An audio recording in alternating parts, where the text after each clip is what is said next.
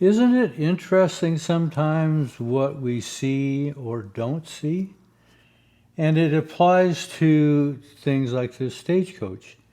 There are times when Diane and I will be driving down the road and one of us will say to the other, "Huh, well, when did that change?" And we'll look at each other and go, "Oh, that was about a month ago." Sometimes we see things and sometimes we don't. And when we are in the trade of a craft or, something like what I'm doing on the stagecoach, we become either so accustomed that we don't see things, or we see things ourselves that others will never see. That is where we're sometimes our own worst critic. We see things that 99% of the other people will never see, but we have a trained eye that way. And it kind of applies to this coach that I'm working on and this trim. Sometimes I get involved in what I call the art of deception. I try to trick the eye to either see something or not see something in different styles and fashions. And I want to show you something on this trim that you might see, but you probably wouldn't, and I want to show you why. So after these are all painted, and this is going to be red, there's going to be a striping mark that comes down here, and it'll go up into the seat. Well, there'll also be a stripe that follows this top square portion of this trim, and it will come up the edge a little ways and kind of cover this whole corner. And then this bevel edge will get a stripe, and it can maybe come just right to that corner, or oftentimes just a little bit past. And it'll be the same down here. There'll be a stripe there, and then there'll be a stripe here, and it will go clear to the top of the driver's seat. Well, when you have two parallel stripes like that, the space between the two, if it varies, is very noticeable. So that's where sometimes I'll take a compass like this that was sent to me. It's a very nice compass. And I will run one edge up against the bottom frame and just check the variation when I do these curves like this to make sure I am somewhat close. And there might be maybe a 30-second variation in there.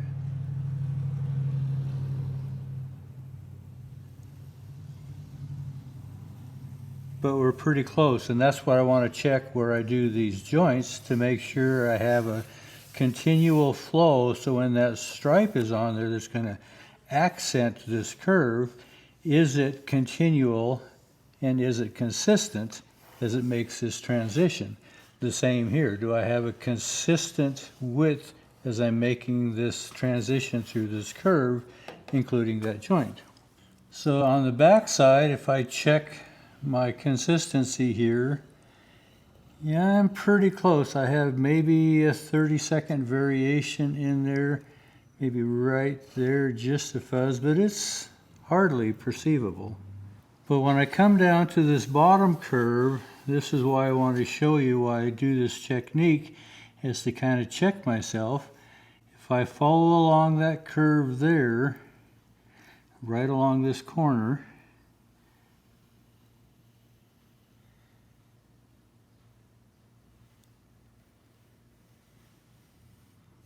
see that variation in that? Now in this case, I can either take this bevel down because I'm fatter right through this joint than I am here and I am here. Now I could trick the eye to never see that when I put the stripe here and then to bring it down here. Is when I'm following this corner, I could actually bring it past that corner a little bit and blend that in, because the eye is going to see the variation between this stripe and the stripe that's going to be down here. It's going to see that consistency or inconsistency. So I could trick the eye and do this with a black stripe, or I can take now with a chisel and I could put that to where it really should be by just bringing this bevel down. I'll have to bring it down the full width of this. So as I continue to bring this up around that curve, we're really not too bad to the rest of that curve. It's right in this section that I need to fix. So I can do that by keeping that same angle on my bevel and just kind of bringing this down a little closer to my line and make that adjustment.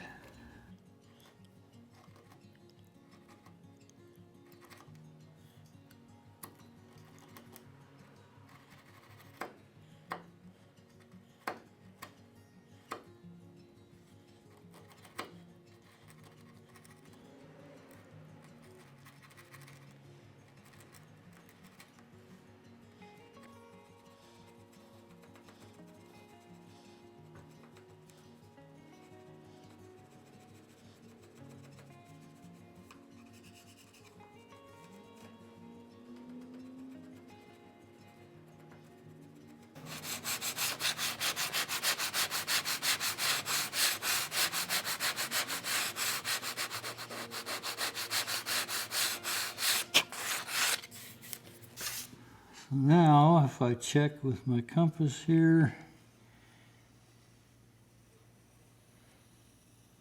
we're much more consistent. Any little variations, the deceptive part will come in actually when I'm putting that stripe in, and I'll just be watching for that consistent width when I put the stripes on. But that'll give me a better starting point there. And another way to check is to look down the length of that curve and make sure we have a consistent line there. And we're much better there. You probably noticed when I was putting this upper trim on that I wanted to be straight, I kept looking down, and that was the whole purpose, to make sure I was getting this in a comfortable, consistent line. And that is something that I am more and more convinced that carriage builders were aware of, that line. That's why they're concerned about how things flowed.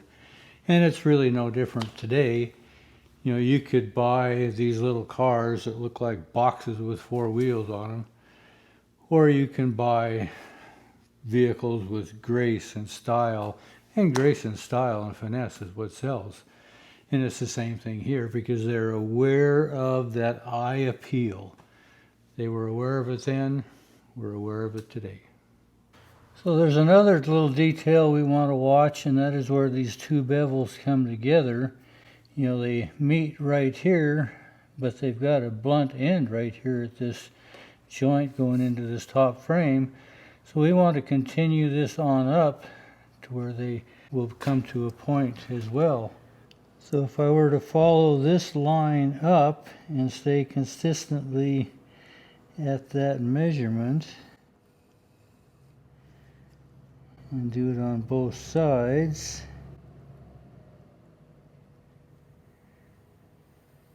they would never come together at the top. But this one, you notice as it comes up here, to make this touch, it actually has to start leaving the direct line, and it begins to fan out this way. So I think what I actually need to do is this will continue this flow about this direction somewhere where it intersects this line. But these lines will look like they just come right up together. It becomes a little bit offset, but what the eye follows is going to make sense. So we'll follow the same angle of the bevel and just try to carve that in.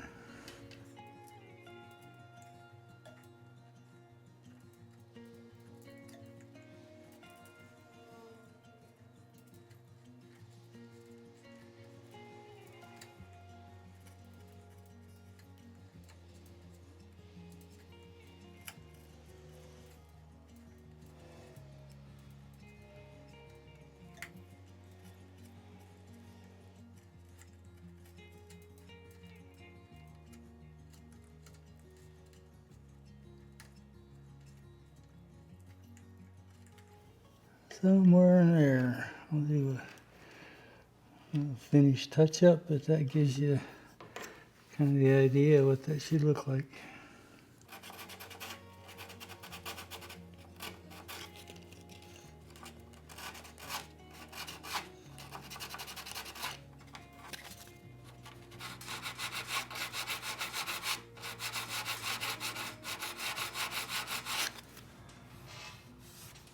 So where it comes into the back is a little different. We end up with a square spot there. We still touch at the inner spot of these bevels, but where it runs into the bottom of the seat, it's not such a big deal, is it?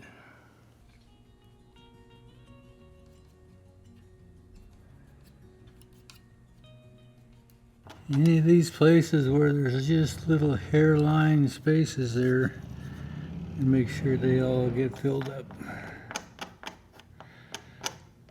There's not much there. Primer would fill that up for sure.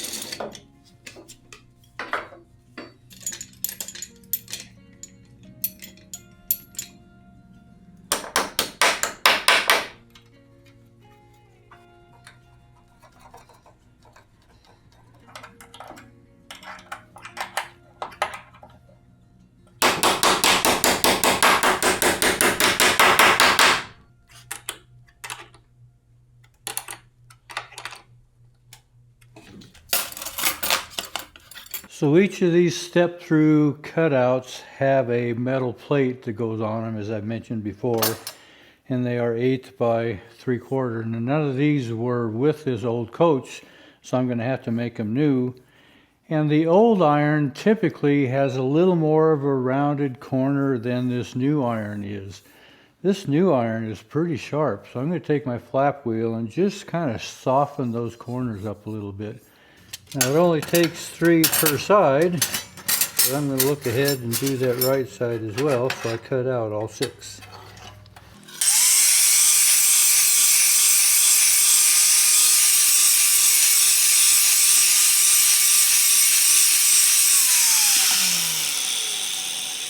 That's not quite so modern looking, a little more typical of old style. So I rounded the corners here that are going to go up against the seat frame, and that's going to butt up against that. And then I'll just try to shape it to this curve here.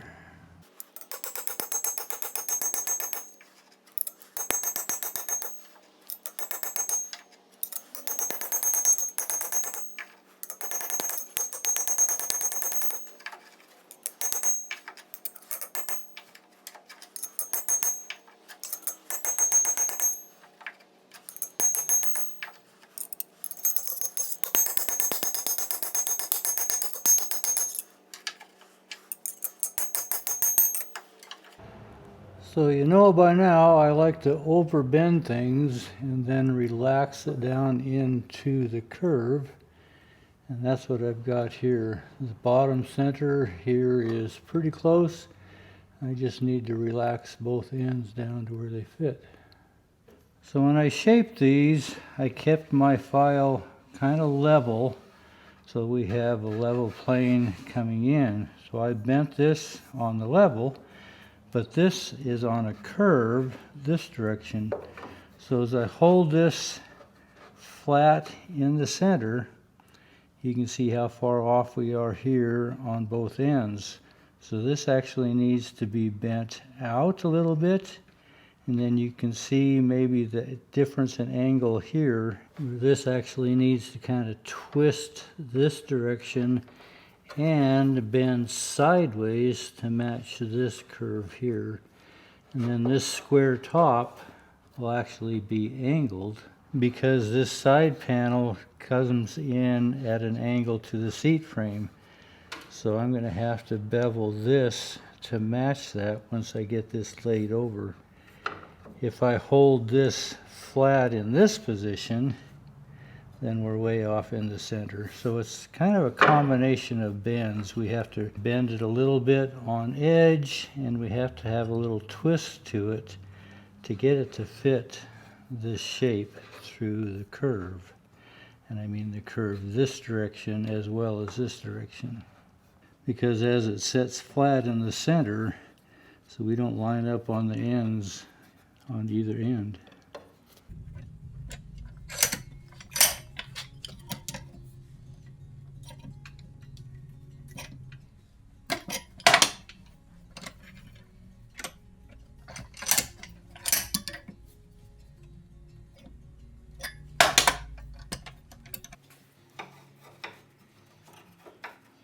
So we're gaining, but I need to come over a little more yet, don't I? Then I'll have to back bend this direction to match this curve here once I get it over here. So I need to come a little further, and then I'll have to bend it back. So this is a bending fork that I use just to clamp in the vise. And I'm just using it with my crescent wrench here. Maybe I should make one that works all by itself, huh?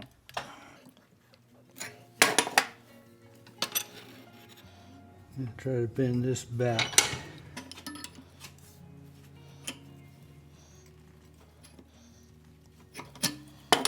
Give that a try.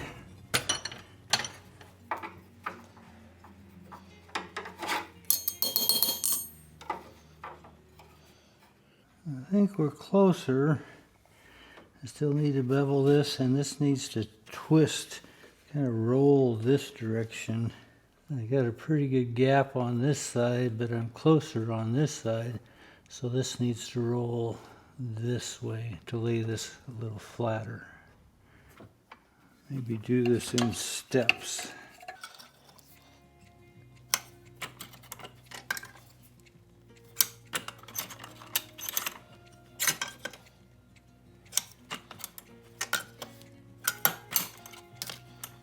Try that, and I'm going to bevel this while I have it out.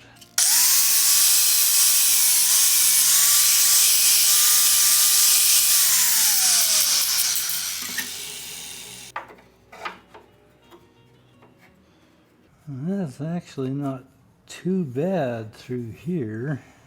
Might have to relax that just a little bit. Looks like maybe right here.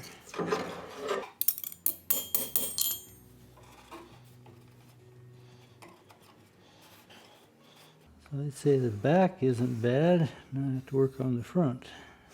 I'm going to start by relaxing that down a little closer. Start right here, last place it makes contact.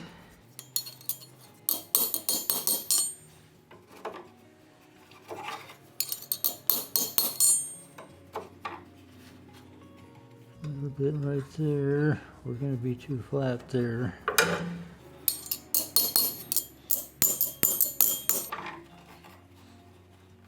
A little more right here.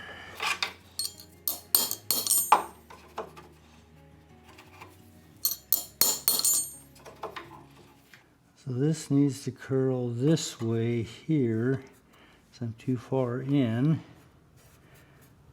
Hold this flat, so I need to come over almost a ½ inch. This iron should come up right to the edge of this trim. So I'm going to start to curl it in through this section here.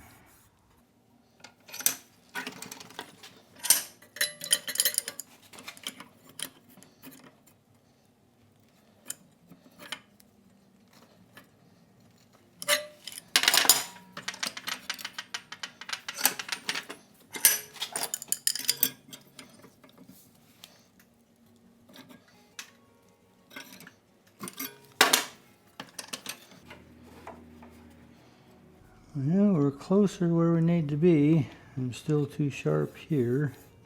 So I need to start relaxing right here and try to bring this down. And this will have to get twisted eventually too.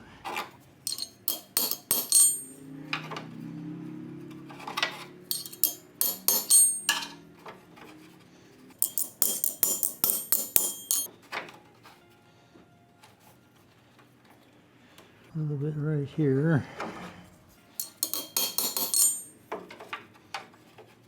And we're touching on the inside, but we have this gap out here. So starting back here, I need to take and start to roll this so it sets flat.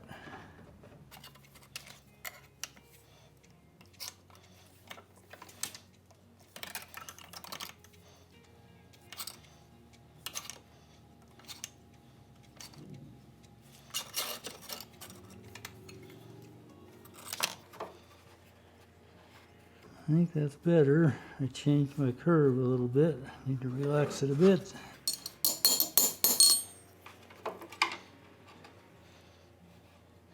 Now, just like I did on the back end, I need to do on the front.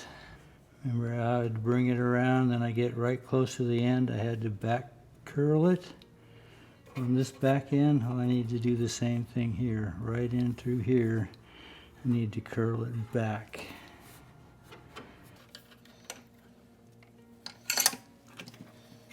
I need to curl it this way, don't I?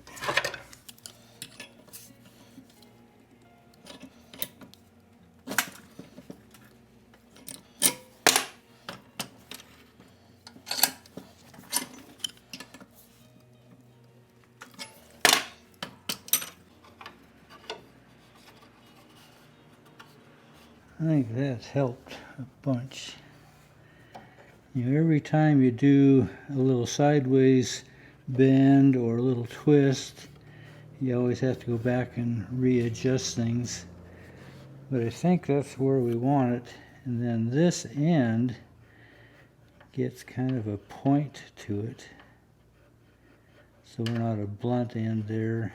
Then there'll be a screw right here in the center of that point. So I'm going to go shape that off. So we should end up with a finished look kind of like so. So I know you just watched me do this, but it's really an interesting bend. You can see the curve this way, and then it curves this way, and again it continues to curve this way, and then it back curves this way. And I don't know if you can pick up the twists in it, but it is anything but flat when it's done, but it seems to fit just right. So I'm just going to put some screw holes in here and screw it into place and maybe coat it black first.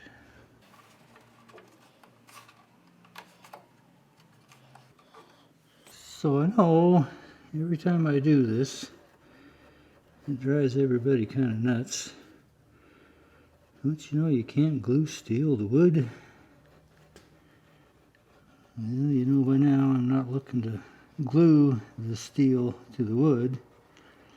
I'd like to say I have 100% contact when I bend it and fit it, but I know and you know I don't. But this gives me closer to that 100% contact. And it's also going to seal up that wood underneath this. So I'm just going to bed it in and put a screw in one by one and fit this into place.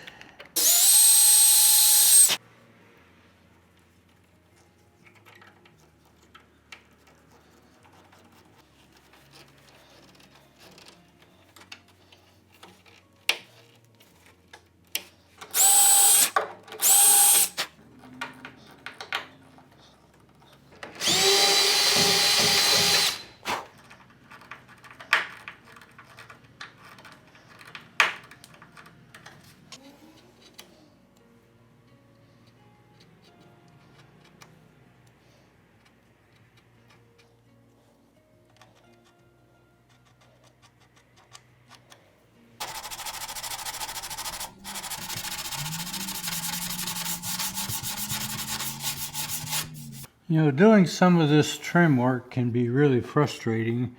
Some like it and some don't.